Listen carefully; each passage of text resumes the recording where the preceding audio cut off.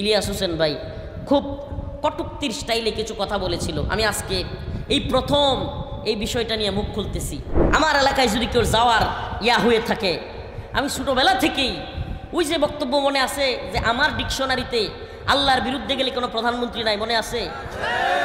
একটু আস্তাগফিরুল্লাহ আস্তাগফিরুল্লাহ আস্তাগফিরুল্লাহ বারবার বলছি, অহংকার না। একটু খবর নিয়ে নেতৃত্ব নাই যে মাদানী সাহেব এলাকায় কিভাবে থাকে, কিভাবে চলে। কাউরে গুনার আমার টাইম নেই, কখনো গুনি না। আল্লাহর জমিনে আল্লাহর গোলামি করি, আল্লাহর দালালি করি, কোনো ব্যক্তির কোনো দলের দালালি করি না। আমার কাছে আসলে যদি আপনি আল্লাহর পক্ষের হয়ে থাকেন, দিনের পক্ষের হয়ে থাকেন, আসেন, ওয়েলকাম। কিন্তু শয়তানি করবেন, ভণ্ডামি করবেন, টাইম নেই। প্রিয় ভাইরা আমার, শুধু বলার জন্য বলতেছি না, নেত্রকোনায় খবর নিয়ে দেখেন, আলহামদুলিল্লাহ। আমার থানা পূর্বধলায় খবর নিয়ে দেখেন, আলহামদুলিল্লাহ। সমস্ত জুলুমের বিরুদ্ধে আমি তীব্রভাবে প্রতিবাদ করি, সে যত বড় হোক। আওয়ামী লীগের সময় আওয়ামী লীগের বড় নেতা হোক, কিংবা বর্তমান সময়ে যারা নেতৃত্ব কর্তৃত্ব দেখাতে চায়, যার কার বিরুদ্ধে অন্যায় জুলুম হইলেই আমি তাদের বিরুদ্ধে রুখে দাঁড়াই। প্রিয় ভাইরা আমার, বন্ধুগণ আমার, এতে কইরা আমি কিছু সমস্যা ফিল করতেছি। কি রে, এরা দিই সব হুজুরারে ভালো পায়, আমারে দেখতেই পারে না। কাহিনী কি? এরা সামনাসামনি খুব মহাব্বত করে দেখায়, কিন্তু আড়ালে গিয়া শুনি খালি আমার বিরুদ্ধে গিবত করে। কাহিনী কি? যে হুজুর, সব হুজুররা আমাদের পিছনে ঘুরে আর আমরা আমনের পিছনে ঘুরতে হয়। কাহিনী কি? মানে রাগে সহ্য করতে পারে না। কারণ আলেমদেরকে এরা ক্ষমতার মসনদে, আলেমদেরকে এরা নেতৃত্বের আসনে দেখতে চায় না। আপনারা মোল্লা মৌলবী মানুষ, মিলাদ কিয়াম করাইবেন, তারপর একটু জানাজা পড়াইবেন, হাদিয়া তৌফা কিছু দিলে খুশি থাকবেন, আমার বাপ মার লাগি দোয়া করাইবেন। আপনারা আবার নেতৃত্ব, আরে আপনারা বুঝেনটা কি? কয় না। আমাকে এক সাংবাদিক, আমার প্রিয় ভাই বলি, ইলিয়াস হোসেন ভাই খুব কটূক্তির স্টাইলে কিছু কথা বলেছিল। আমি আজকে এই প্রথম এই বিষয়টা নিয়ে মুখ খুলতেছি। আমি কেন ওই দিন টকশুতে, বা তার সাথে টকশু ছিল না, ওইটা আসলে আমাদের দুই মাজলুম ভাই আসিফ আদনান এবং জাকারিয়া মাসুদ, তাদের নামে জঙ্গি ট্যাগ দেওয়ার কারণে ওনার সাথে আমার খুব ভালো সম্পর্ক ছিল, ইলিয়াস ভাইয়ের সাথে ফোনে, যে ভাই এটা নিয়ে একটু কথা বলা দরকার, আবারও জঙ্গি নাটক শুরু হয়ে গেছে। তো এই বিষয়ে কথা বলতে গিয়ে উনি একটা অন্য সাইটে চলে গেছিল, এটা কোনো টকশো ছিল না।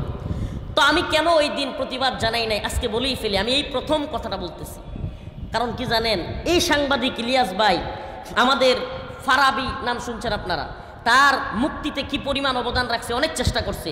শুধু ফারাবি না, আরও অন্যান্য মাজলুম যারা আলেম ছিল, শেখ জসিমউদ্দিন রহমানী সহ আরও যারা ছিল, ওনাদের মুক্তির জন্য এই বান্দা চেষ্টা করে। এই জন্য আমি আসলে ওই টকশুতে তাকে বিরুদ্ধে নিয়ে আমি চাইলেই তাকে দাঁত ভাঙা জবাব দিতে পারতাম, অনেকগুলো কথা বলতে পারতাম।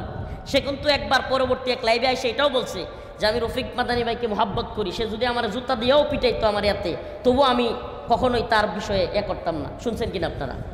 কিন্তু আমি ওইটা কেন করি নাই, যেই মানুষগুলো আলেমদের মুক্তির ব্যাপারে কাজ করে, এরা যদি কখনো কষ্টে রাগে কোনো কথাও বলে ফেলে, সহ্য করি, এছাড়া আর কিছুই না। চাইলে তারে দাঁত ভাঙা জবাব দেওয়া, আমি এমনিতেই একটু টুটখাড়া, আমার সবাই কয়, আমি কথা বলতে পারি, খুব সমস্যা ছিল না। কিন্তু আমি কেন বলি নাই, এতটুকু ধৈর্য এই জন্য ধরেছি যে আল্লাহ যেন তাকে দ্বীনের কাজে লাগায়।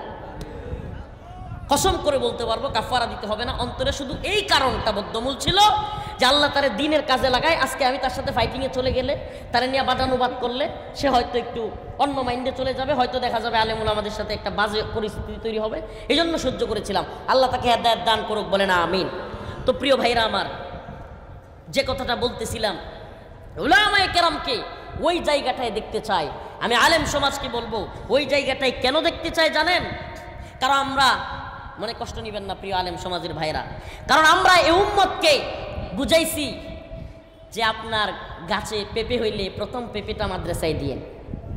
আমরা এই উম্মতকে বুঝাইছি আপনার ঘরে ধান হইলে প্রথম নতুন ধানের চাউলের বাটটা হুজুরে খাওয়ায়েন। আমরা এই উম্মতকে বুঝাইছি আপনার মুরগিটা ডিম পারলে ওই প্রথম ডিমটা হুজুরে খাওয়ায়েন।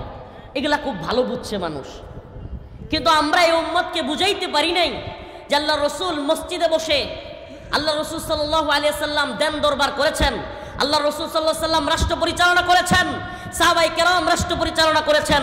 অতএব ইমামরা হলো সমাজের নেতা, ইমামরাই রাষ্ট্রের নেতৃত্ব দিবে।